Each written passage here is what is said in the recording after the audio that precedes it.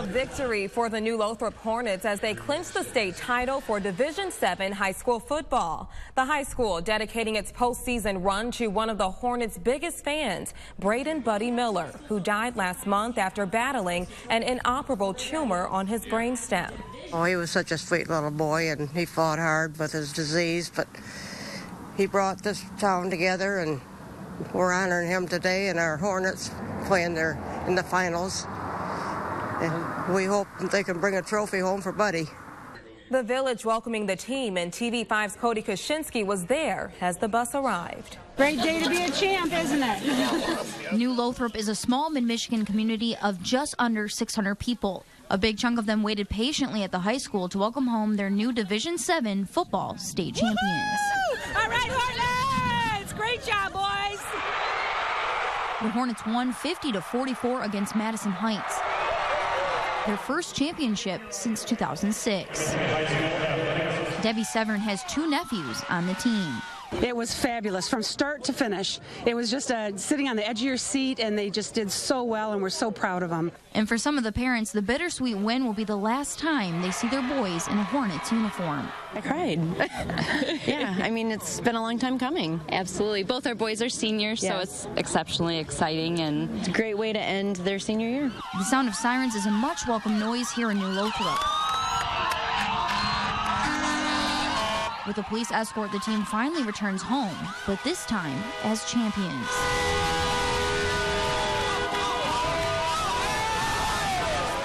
It's been a battle, been a grind all year long. And, you know, we've been talking about climbing that mountain all year, and we finally made it to the top and planted our flag. So it was pretty awesome.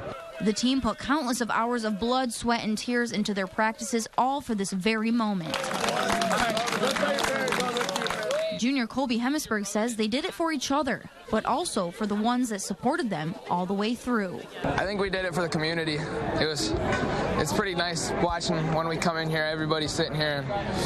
When we come in, just all the support. A community that may be small, but full of heart, and now champions. In New Lothrop, Cody Kaczynski, WNEM, TV5.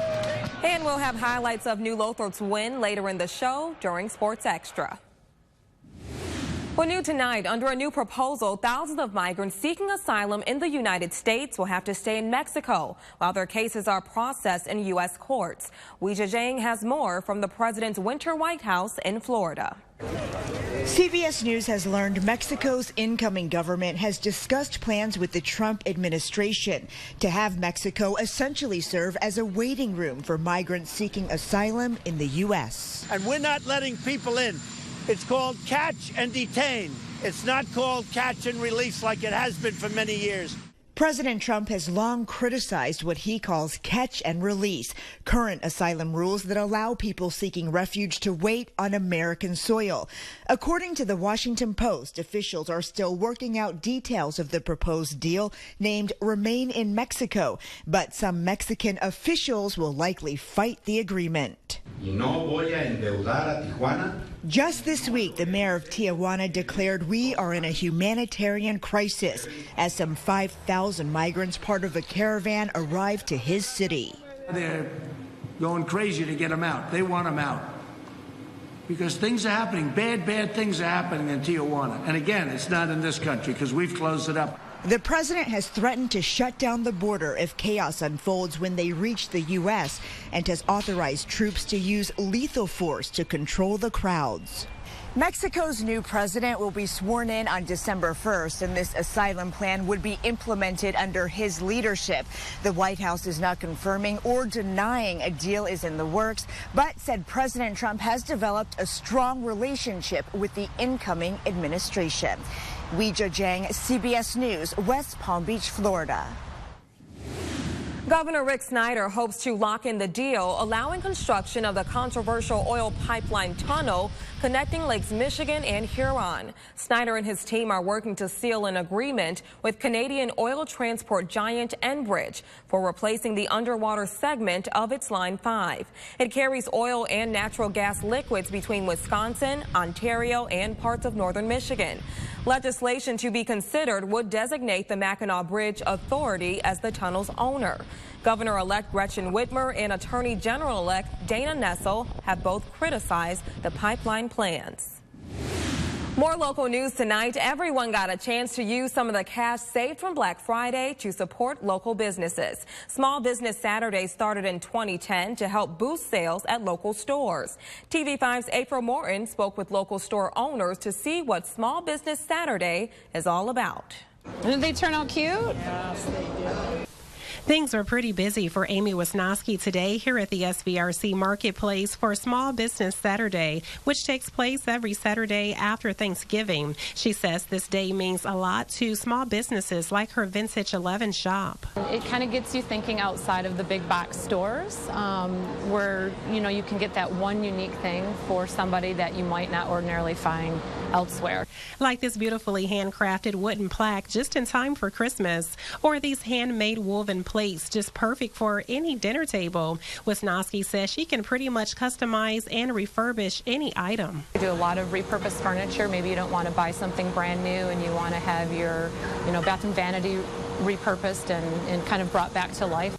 And from custom craft pieces to handmade jewelry items, Mariah Elamine says Small Business Saturday gives exposure to businesses that are sometimes overlooked, like her boutique that offers one-of-a-kind pieces. So you see a lot of bold pieces, statement pieces. Nothing is really the same, so if you see me one time, you might not see it again. We're here at the SVRC Marketplace. There are always small businesses to support, so be sure to come out 4 days a week. I'm now in Saginaw. April Morton, WNEM TV5. Very cool. If you're interested in checking out the local businesses in the SVRC Marketplace, it's open every Monday, Wednesday, and Friday from 10 to 5, and on Saturdays from 8 to 5. Well, in Midland, you can exercise while supporting a local teen battling cancer. Today, the Balance Pilates and Wellspring Yoga Studio shared their space with Tyler Worth, an 8th grader with stage 4 glioblastoma on his spine. I started this fundraiser in September when Tyler got really sick, and just to think of the goal that we had in the beginning of 900 to 2,000, and then we upped it to 10, and we're at, with all the benefits we've done, we've got to be over $30,000 in 2 months. The studio offering an array of classes, all free of charge, as participants were asked to donate to the cause. All proceeds going to the Worth family for medical costs. And tonight, Santa rolled into town on a train to help kick off the holiday season at the Santa House in Bay City. It was really cool. This is the first year that we've came. I didn't know he'd come in on the train, so we saw it on Facebook. So we thought we'd take a ride down here and let the kids see him come in on the train. You can come and visit Santa on any weekday evening from 6 until 8:30. Or for some holiday weekend fun, Santa will make 2 appearances a day from 1 until 4 and from 6 until 8:30 at night. The last night Santa will be in town is December 22nd. Well, a timeless tablecloth draping a family's Thanksgiving dinner table for decades. Coming up, see how this special tablecloth brings back memories during the holidays. Plus, if you missed any of our top stories out of mid-Michigan this week, we've got you covered. TV5's David Custer joins us with your week in review. Remember, for breaking news and weather any hour of the day, just like us on Facebook. You'll find the latest headlines, Facebook Live reports, and up-to-the-minute weather information.